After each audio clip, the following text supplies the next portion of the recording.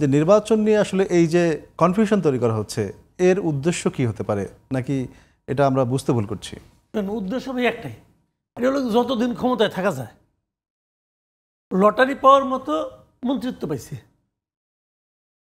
তারা, তো এই মন্ত্রিত্ব তো ভাই কোনো কম্পিটিশন দিয়ে আসে নাই। ইউনূস সাহেবের পছন্দ কারে কারে তাড়াতাড়ি নিয়ে আসছে। ইউনূস সাহেবের সঙ্গে একসময় গ্রামীণে চাকরি করতো, পুরা মানুষ ঘরে বসে থাকে, তারা এনে বানাই দিচ্ছে শিখিয়ে আপনার স্বাস্থ্য উপদেষ্টা বানাই দিছে। উনি কিছু করতে পারে না, উনি নিজেও অসুস্থ, তাও ওনাকে সরাবে না, উনি থাকবে। এই তো যোগ্যতা। এনজিওর কিছু কোটা ছিল, ওই কোটার থেকে আসছে, বিভিন্ন এনজিওর মাধ্যমে লোকজন আসছে। তো এর এনজিও জিনিসটা কি রে ভাই বলুন তো আপনি, এনজিও জিনিসটা কি? এনজিও তো গেলে এইভাবে হাত বাড়ায়, মানে কিছু পেতে চায়, তাদের দেওয়ার অভ্যাস নেয়, নেওয়ার অভ্যাস। যা পায় পাবলিককে দেখায় নেয়, নিয়ে কিছু দেয়, বাকিটা পকেটে ভরে। এটা হচ্ছে বাংলাদেশের এনজিও কালচার। তো তারা হচ্ছে মন্ত্রী এখন। তো তারা কি ভাই যদি একদিনও বেশি থাকে, তো একদিনও 2টা ফাইল সিগনেচার করবো, অসুবিধাটা কি?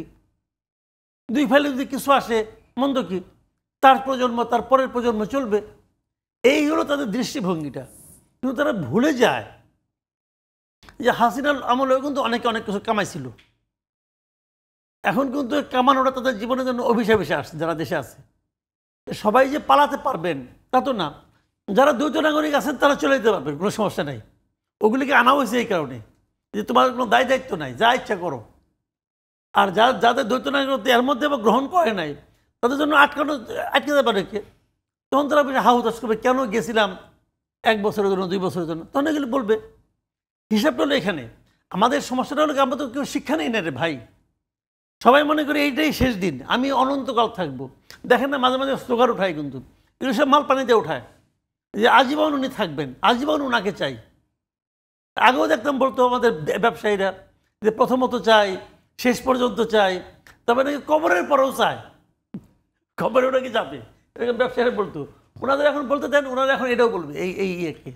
এগুলি বলে লাভ নেই। মূল লক্ষ্য হলো যে ভাই চান্সে একটা মন্ত্রিত্ব পাইছি, কোনো দায় দায়িত্ব নাই, দেশের প্রতি কোনো ভালোবাসা নাই রে ভাই।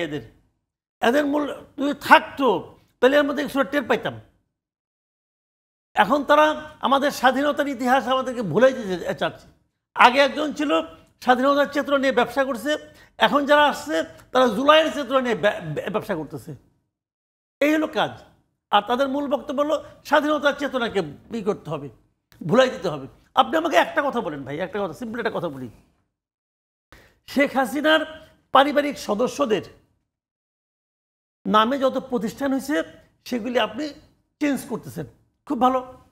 এখন শেখ মুজিবুর রহমান কি শেখ হাসিনার পরিবারের সদস্য হিসেবে তার নাম আসছে? যদি বেশি জায়গায় থাকে আপনি চেঞ্জ করেন, সব বাদ দিবেন। শেখ মুজিবের নাম বাদ দিয়া ওখানে আপনি শাহ আজিজুর রহমানের নাম দিবেন, যে লোক জাতিসংঘে যে বাংলাদেশের স্বাধীনতা সংগ্রামের বিরুদ্ধে কথা বলছে, তার নাম দিবেন আপনি?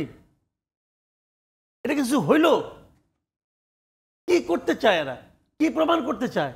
যে আমরা 71-এ হেরে গেছিলাম, এখন আবার ওটা প্রতিশোধ দিচ্ছি। করতে পারেন, কয়েকদিনের ক্ষমতা আছে, করেন এটা আপনি, কিন্তু আলটিমেটলি টিকবেন না রে ভাই। এদেশের মানুষ বাই নেচার আপনাদের সঙ্গে থাকবে না।